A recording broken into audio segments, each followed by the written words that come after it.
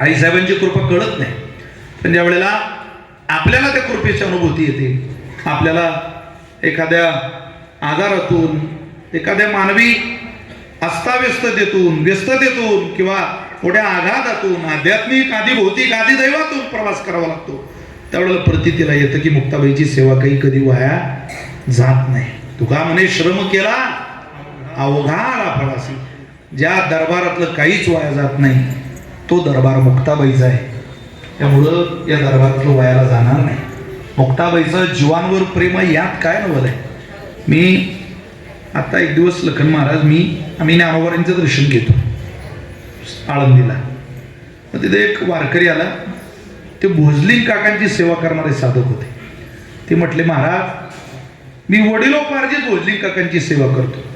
बरं बरं, मी बऱ्याचदा तुम्हाला इथं पाहतो दर्शनाला, खूपदा तुमची माझी गाठ भेटही झाली, पण नेमके तुम्ही आले त्या कालावधीत भोजलिंग काकांच्या समाधी मंदिराचं गेट बंद करून मी निघायच्या वेळेला आलो, तुम्हाला भोजलिंग काकांचं दर्शन घडवतो.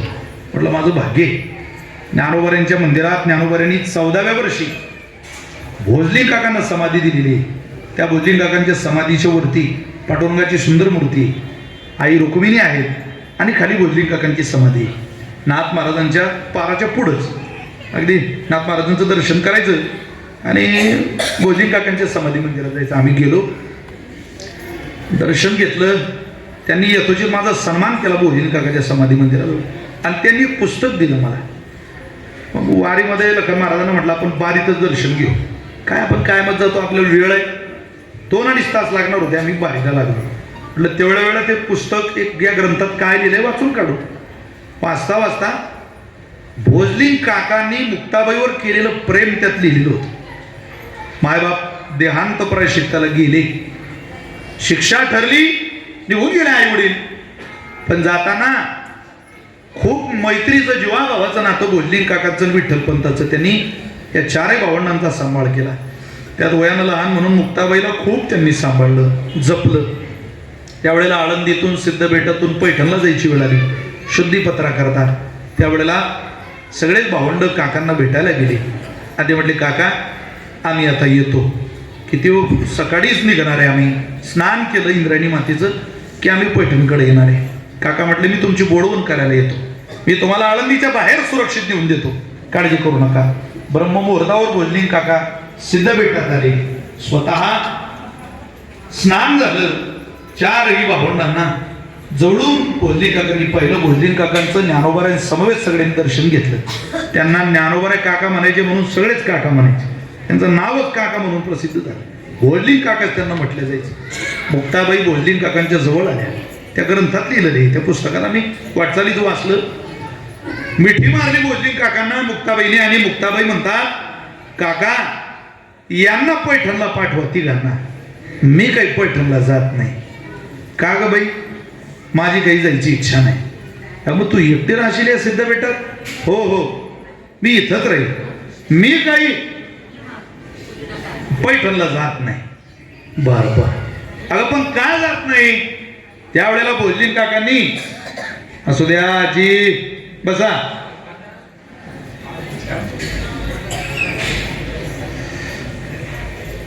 अगं काय जात नाही? नाही मला जायचंच नाही.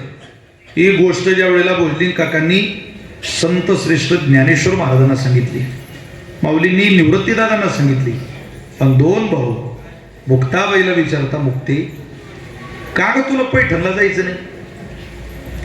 आता शेवटी लहानच न हो, हात धरले भावंडांचे, 2 हातात 2 बोट धरले. सिद्धबेटाच्या झोपडी मागं मुक्ताबाईने आणलं. मुक्ताबाईचं हृदय पहा, उदाहरण छोटंच आहे, पण त्याच्यातून आईसाहेबांचं विशाल अंतःकरण किती पाहायला मिळतं. झोपडीच्या मागं आणलं आणि मुक्ताबाईंनी सुंदर एक मोगऱ्याची वेल लावली होती. त्या वेलीकडं बोट मुक्ताबाईंनी दाखवलं, मी ही वेल लावली, मी जर पैठणला गेले तर ही वेल सुकून जाईल, त्याच्यावर पाणी कोण घाले, त्यांना तिघांना पाठवा. माझं ती वेल माझ्या हातातली लावलेली, त्यामुळं तिला जगवणं आता माझं कर्तव्य आहे. मुक्ताबाई म्हटल्या, यांना पाठवा, मला इथं राहू द्या. ज्ञानोबारांना हसायलाही आलं आणि भावनिकही झाली. ते म्हटले, शेवटी मुक्ताबाई लहान आहे, आणि त्यांना लळा जळला या वृक्षाबरोबर, या वेलीबरोबर. त्यांनी स्वतःच्या बहिणीला जवळ घेतलं, निवृत्तीनाथांनी जवळ घेतलं आणि सांगितलं, काका आम्ही आमच्या बहिणीला पैठणला घेऊन जातो, पण या वेलीला पाणी घालायची जबाबदारी तुम्ही घेतली तर. बोलिंग काका हसायला लागले, मुक्ते मी घालेल तुझ्या मोगऱ्याच्या वेलीला पाणी, काही काळजी करू नको. बरं बरं, बघा मोगरा मोठा झाला पाहिजे, हो हो माझ्यावर जबाबदारी. पैठणला निघून गेले. खूप दिवसानंतर पैठणवरून ज्या वेळेला आळंदीला आले, तुम्हाला काय सांगावं, आदिशक्ती मुक्ताबाईच्या निष्ठावान उपासकांनो, वारकऱ्यांनो, तिघही भावंड पळत जायला निघाले सिद्धेश्वराच्या दर्शनाला की चला भगवंताचं दर्शन घेऊ. पण मुक्ताबाई मात्र सिद्धेश्वराकडे गेल्या नाही. त्या सिद्ध बेटात आल्या आणि सिद्ध बेटात येऊन झोपडीच्या मागे आल्या आणि तिथं येऊन जी वेल लावली होती मोगऱ्याची, त्या मोगऱ्याकडे पाहिलं. आता तो मोगरा खूप मोठा झाला होता, अगदी वरती झोपडीवर मोगरा गेलेला आणि त्याला फुलं लागलेली होती. ती वेल पाहिली, तिघही भावंड आले आणि मुक्ताबाईंचं ते सुंदर स्वरूप पाहिलं. मुक्ताबाईंच्या डोळ्यातले जातानाचे अश्रू आणि मोगरा मोठा झाल्यानंतर आलेले आनंद अश्रू ज्ञानोबांनी पाहिले. एका बहिणीची वृक्षावर असलेली कृपा पाहिली.